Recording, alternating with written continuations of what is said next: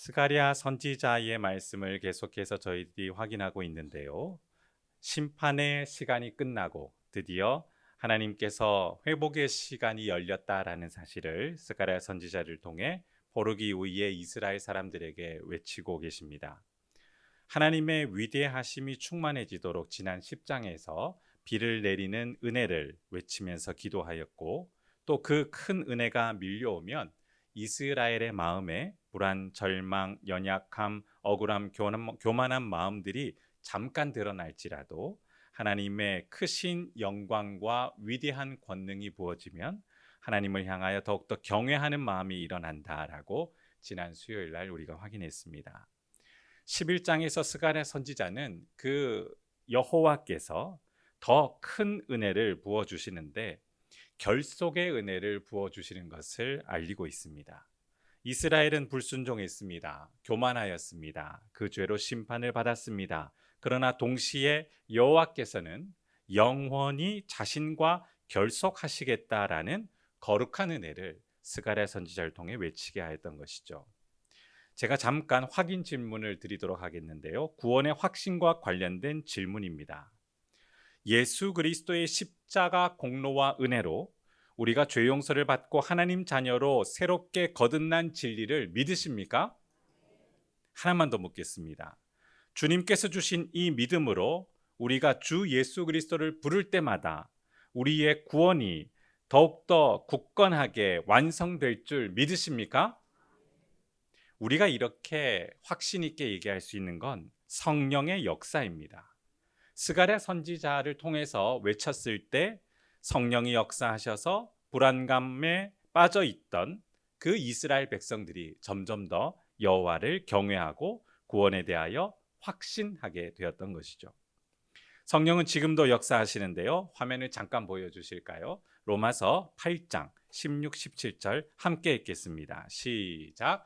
성령이 친히 우리의 영과 더불어 우리가 하나님의 자녀인 것을 증언하시나니 자녀이면 또한 상속자 곧 하나님의 상속자요 그리스도와 함께한 상속자니 우리가 그와 함께 영광을 받기 위하여 고난도 함께 받아야 할 것이니라. 아멘. 화면을 잠깐 보시면 성령께서 역사하시면 우리가 하나님의 자녀라는 것을 증언해 주실 뿐만 아니라 우리가 하나님의 상속자가 되어지면 우리는 예수 그리스도와 함께 영광을 받는 것도 기뻐하고 또 고난 받는 것도 기뻐하게 될 줄 믿습니다. 네, 이제 화면을 닫아 주십시오. 이 성령의 역사가 하나님과 결합된 결속된 은혜가 무엇인지를 우리에게 실감시키는 선물이 되어진다는 것입니다. 스가랴 선지자는 여호와로부터 단절된 심판의 메시지를 받았지만 동시에 회복의 은혜가 이스라엘 사람들에게 부어지는 것을 외치라라는 명령을 받았습니다. 오늘은 결속의 은총을 외치고 있는데요. 오늘 저녁 이 결속의 은총이 우리를 얼마나 새롭게 변화시키며 얼마나 기뻐하게 하며 구원자 예수 그리스도의 이름을 외칠 때에 어떤 새로운 변화가 일어나는지를 발견하고 하나님께 기도하며 찬양하는 저와 여러분 되길 주님의 이름으로 축원합니다. 결속의 은혜라는 단어가 참 생소하실 텐데요. 본문에 등장하는 단어에 결합된 단어입니다. 이 결속의 은총을 설명하기 위해 스가랴 선지자는 11장에서 목자의 이미지를 사용해서 설명을 하고 있는데 그 표현 방법은 반어법을 사용하고 있습니다. 긍정적인 언어를 사용하기도 하지만 때론 성경을 보면 이 반어법을 통해 강조하려는 내용이 있습니다. 10장에서는 목자의 이미지를 그저 고즈넉한 곳에서 풍경을 즐기는 이미지가 아니라 죄로부터 싸워 그의 백성을 지키는 전투하는 목자로서의 그 내용을 목자라는 이미지를 통하여 설명을 하였습니다. 이제 이 11장에는 이 거룩한 전투 행동이 어떻게 하나님께서 그와 결속시키는 은혜로 이어지는지를 계속해서 스가랴 선지자가 이야기하는데요. 먼저 1절과 3절을 보면 짧은 스가랴 선지자의 시편이 있습니다.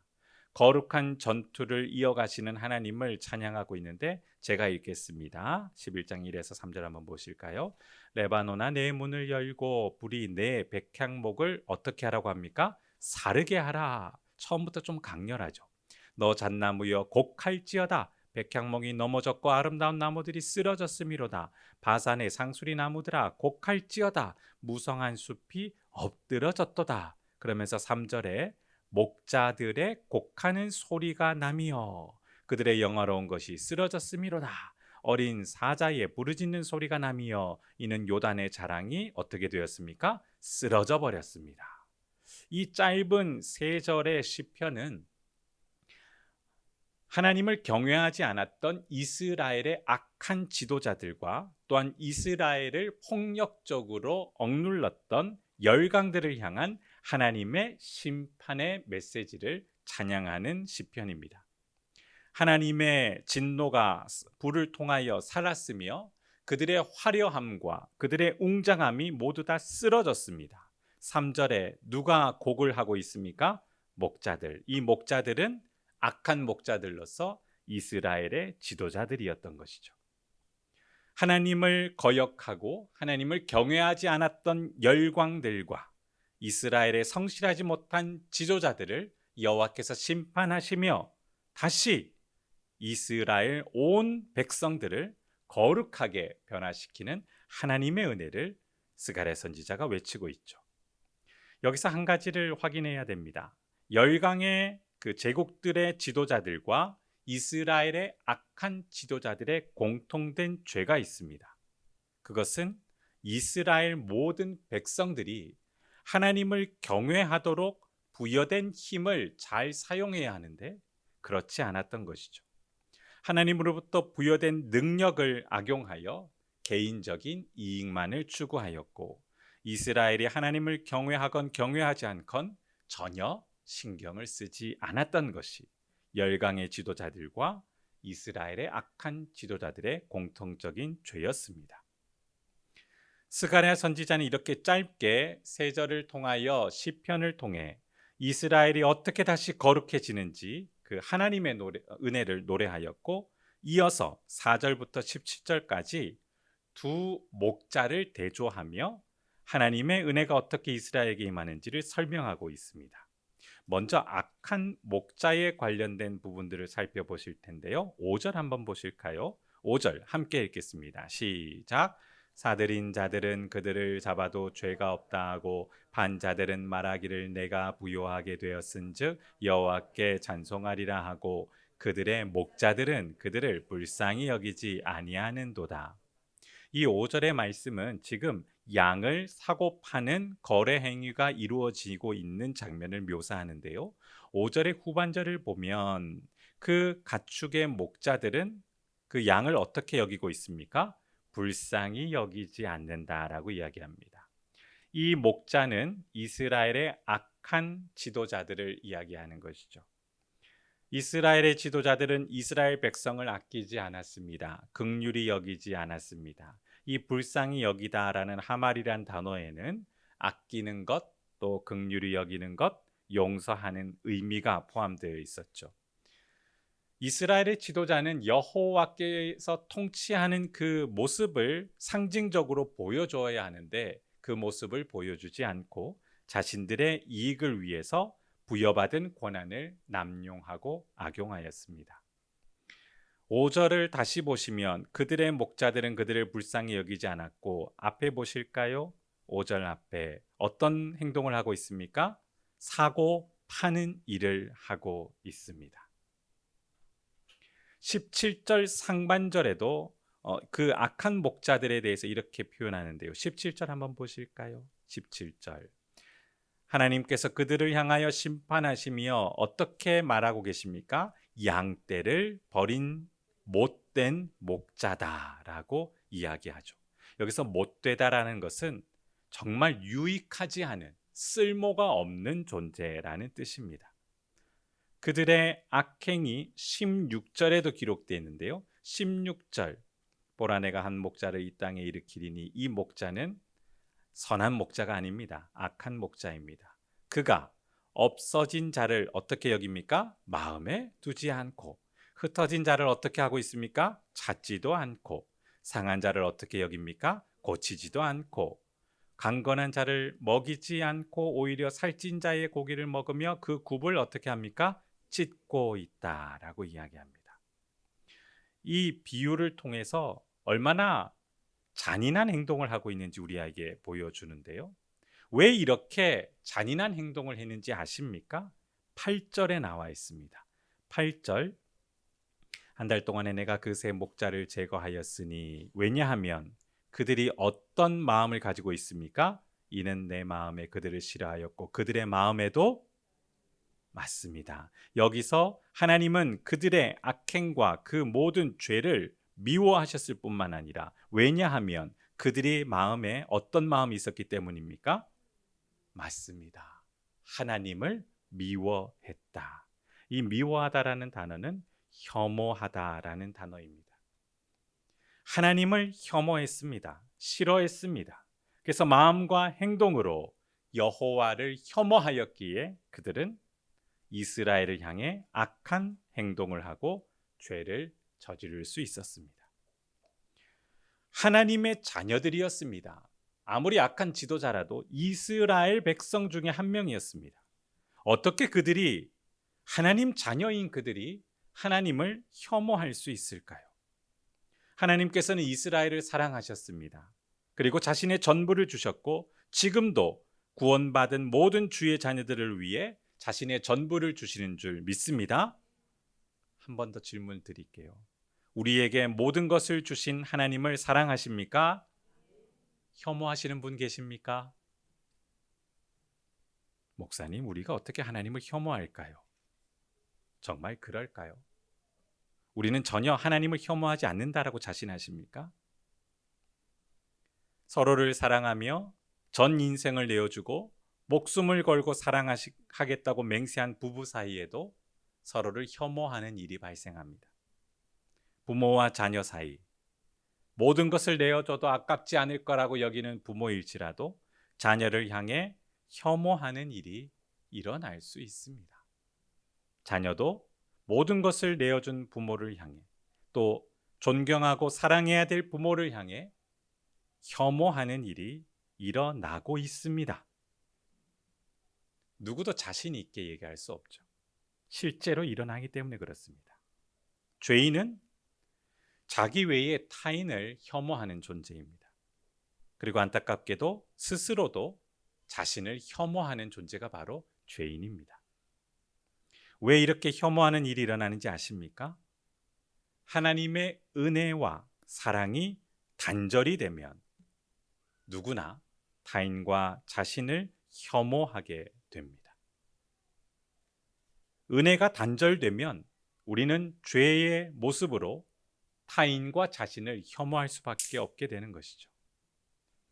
죄인이 이 혐오에서 벗어나려면 다시 하나님으로부터 사랑과 은혜가 부어져야 되고 그 은혜가 있어야 우리는 변화가 될 수 있습니다. 요한일서 4장 19, 21절 화면 한번 보실까요? 함께 읽도록 하겠습니다. 시작. 우리가 사랑함은 그가 먼저 우리를 사랑하였습니다. 누구든지 하나님을 사랑하노라 하고 그 형제를 미워하면 이는 거짓말하는 자니 그 형제를 사랑하지 아니하는 자는 보지 못하는 바 하나님을 사랑할 수 없느니라. 우리가 이 계명을 주께 받았나니 하나님을 사랑하는 자는 또한 그 형제를 사랑할지니라. 아멘. 사람과 사람이 살다 보면 참 마음이 이렇게 끌리는 사람이 있고 편안한 사람이 있고 마음이 불편하고 끌리지 않고 피하고 싶은 사람이 존재합니다. 그런데 안타깝게도 우리가 하나님을 사랑한다는 그 사랑의 질량을 생각해 볼 때 하나님 사랑은 형제 사랑과 이어진다는 사실을 꼭 기억해야 합니다. 방금 전 요한 일서를 통해서 우리가 사랑하게 된 것은 하나님께서 우리를 어떻게 하셨기 때문이었습니까? 먼저 사랑하셨기 때문이죠. 그리고 하나님과 연합되어 결속되어 우리는 그 사랑을 실감하고 사랑을 배워나가고 있습니다. 그러다 보니 아직 우리는 미성숙하고 완성되지 않는 사랑을 하죠. 누구든지 하나님을 사랑한다라고 이야기하면 그 사랑의 질량을 어떻게 확인할 수 있을까요? 형제 자매를 얼마나 사랑하는지를 함께 돌봐야 하는 것입니다. 어제 오후에 교회 사무실에 큰 사건이 하나 발생했습니다. 인터넷이 끊어져 버렸습니다.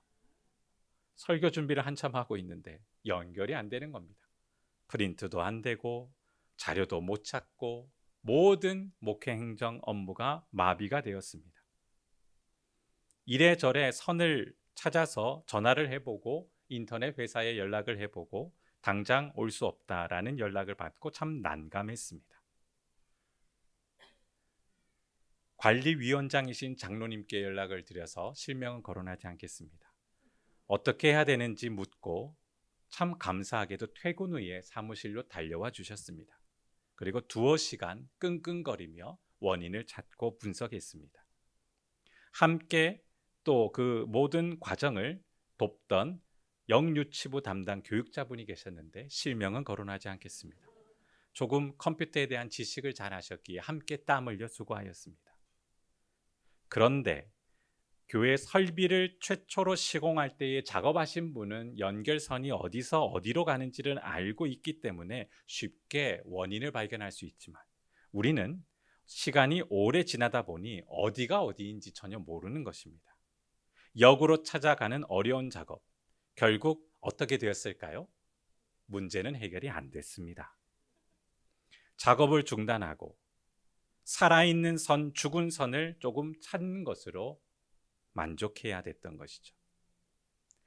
살아있는 선, 죽은 선, 그 하나하나를 살펴가며 제가 오늘 본문 묵상을 하며 깊은 은혜를 받았습니다.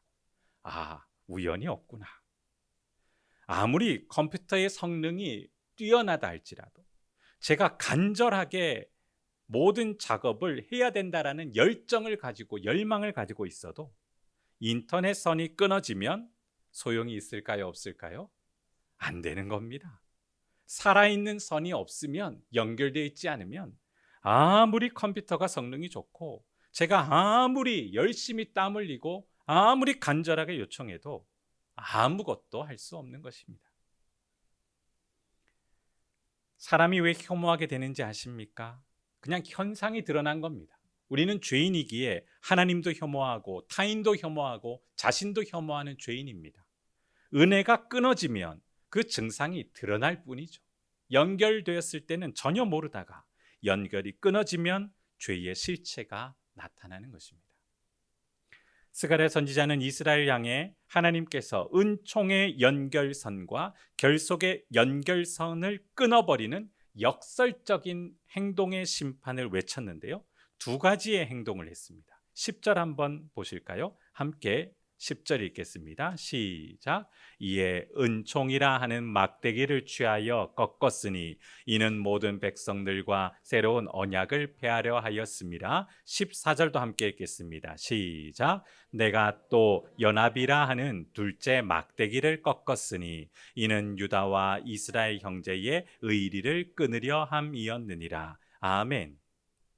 패역한 이스라엘의 지도자들, 악한 목자들을 심판하시며 이스라엘의 죄를 심판하시며 은총이라고 하는 막대기를 꺾으셨고 연합이라는 두 번째 막대기도 스가랴 선지자가 꺾도록 말씀하셨습니다. 이 행동은 역설의 은혜를 이야기합니다. 은총과 연합이 끊어지면 우리가 아무것도 아니라는 것을 깨닫게 하시는 것이죠. 은총과 연합의 은혜가 우리에게 지속이 되어야 우리에게 하나님과 함께하는 거룩한 회복이 일어난다는 것을 알려주셨던 것입니다. 이스라엘의 악한 목자들뿐만 아니라 이스라엘도 여호와를 혐오하였고 싫어하였습니다. 소수의 사람만 하나님을 향하여 범죄한 것이 아니라 이스라엘 전체가 하나님을 혐오하였습니다. 우리도 여전히 마찬가지입니다. 하나님을 사랑한다라고 이야기하지만 은총과 결속의 은혜의 그 모든 채널이 끊어지면 우리는 어김없이 우리의 죄인된 실체를 느끼게 되죠. 우리는 하나님을 혐오하는 존재입니다. 누군가를 혐오해 보셨습니까? 그렇다면 우리는 언제든지 하나님을 혐오할 수 있습니다. 그것이 죄인의 모습입니다. 역설적인 심판 메시지에 하나님은 구원의 은총을 담으셨는데요. 이 악한 목자들과 대조되어 참 목자가 등장합니다. 7절 한번 보실까요? 7절. 여호와께서 아시는 날 한 날이 있으리니 죄송합니다. 7절 다시 한번 읽겠습니다. 시작. 내가 잡혀 죽을 양떼를 먹이니 참으로 가련한 양들이라. 내가 막대기 둘을 취하여 하나는 은촉이라 하며 하나는 연합이라 하고 양떼를 먹일세. 여기 7절에 내가는 누구일까요? 여호와 하나님이십니다. 스스로가 선한 목자가 되시겠다라고 선언하시며 어떤 행동을 하십니까? 양떼를 먹이는데 어떤 양떼입니까? 죽을 양떼입니다. 죽음을 기다리는, 전혀 목자로부터 돌봄을 받지 못하는 죽을 양떼를 가련하게 여기며 막대기 둘을 취하여 은총과 연합이라고 쓰고 그들에게는 은총과 연합의 은혜를 더하시겠다라는 하나님의 작정을 얘기하고 있는 것이죠. 선한 목자, 참 목자, 우리는 누구를 떠올립니까? 예수 그리스도이십니다. 화면에 한번 보실까요? 요한복음 6장 35절 함께 읽겠습니다. 시작.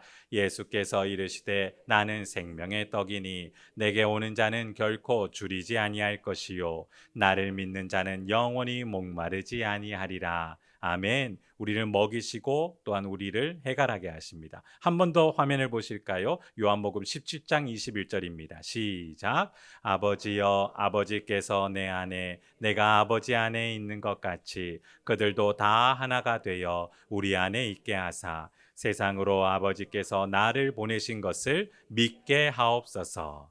연합과 결속의 은혜를 실감하게 하며 하나님께서 우리를 얼마나 사랑하시는지를 믿게 하는 은혜를 우리에게 적용시킵니다. 이 거룩한 하나님의 믿음의 은혜와 결속과 연합의 은혜의 신비를 사도 바울은 로마서에서 이렇게 기록하고 있는데요. 마지막 로마서 10장 9에서 13절 한번 화면을 통해 보실까요? 제가 읽겠습니다. 내가 만일 내 입으로 예수를 무엇이라고 합니까? 주로 시인하면 또 하나님께서 그를 죽은 자 가운데서 살리신 것을 어떻게 해야 됩니까? 내 마음에 믿으면 어떤 선물이 주어집니까? 구원을 받으리라. 사람이 마음으로 믿어 의에 이르고 입으로 시인하여 구원에 이르느니라. 성경에 이르되 누구든지 그를 믿는 자는 부끄러움을 당하지 아니하리라 하니 12절 13절을 함께 읽겠습니다. 시작. 헬라인이나 차별이 없음이라. 한 분이신 주께서 모든 사람의 주가 되사 그를 부르는 모든 사람에게 부요하시도다. 누구든지 주의 이름을 부르는 자는 구원을 받으리라. 아멘. 이 약속을 믿으십니까? 그래서 우리가 예수 그리스도의 이름을 부르면 하나님이 우리와 함께 연합되어 있는 결속의 은혜를 실감하게 하셔서 하나님을 기뻐하고 혐오하는 마음이 멈추며 하나님을 영화롭게 하고 하나님 자녀됨을 즐거워하게 하실 줄 믿습니다. 말씀을 맺습니다. 스가랴 선지자는 은총과 연합이라는 두 막대기를 끊어버리는 꺾는 행동을 하며 여호와께서 단절된 은총을 다시 회복시키는 놀라운 결속의 은혜를 선언하고 있습니다. 악한 목자들뿐만 아니라 모든 악한 이스라엘을 심판하셨지만 스스로 선한 목자가 되셔서 참된 목자가 되셔서 이스라엘을 먹이고 구원하며 그들과 결속시키는 것을 기뻐하시는 하나님의 사랑을 우리에게 알려주고 있는 것이죠. 지금도 이 은혜는 그대로 적용됩니다. 누구든지 주의 이름을 부르는 모든 성도에게 성령이 역사하여 구원에 이르는 믿음이 형성되고 구원이 완성되는 강력한 결속의 은총이 적용될 줄 믿습니다. 그러므로 오늘 저녁 우리의 구원자 예수 그리스도의 이름을 찬양하며 부를 때에 혐오하는 정서가 멈추고 하나님을 더욱더 사랑하며 거룩한 정서로 충만하게 되어지는 우리 모두가 되기를 주님의 이름으로 축원합니다. 하나님과 은혜의 연결이 끊어지면 여지없이 혐오할 수밖에 없는 우리 자신을 발견하게 됩니다. 하나님을 혐오하고 이웃을 혐오하고 내 자신의 인생과 나 자신을 혐오하는 것이 우리의 처참함입니다. 이런 우리를 긍휼히 여기시고 자신의 모든 것을 쏟아부어 우리를 결속시켜 살려주신 은혜에 감사드립니다. 그러므로 끊어질 수 없는 이 결속의 구원의 은혜가 있기에 오늘 우리는 매일매일 살아날 줄 믿습니다. 영혼이 살아나게 하시고 주의 몸된 교회가 살아나게 하시고 소속된 가정이 살아나게 하시고 우리가 활동하는 모든 직장과 사회에 생명이 넘치는 역사 일어나게 하옵소서. 또한 우리의 세대뿐만 아니라 우리의 믿음의 다음 세대도 생명의 역사로 살아나는 일들이 지속되게 하옵소서. 우리가 하나님의 영광을 드러낼 때 혐오가 멈추고 거룩한 정서로 가득 찰 줄 믿습니다. 우리의 삶을 사용하여 주옵소서. 감사와 찬양을 드리며 예수님 이름으로 기도드립니다. 아멘.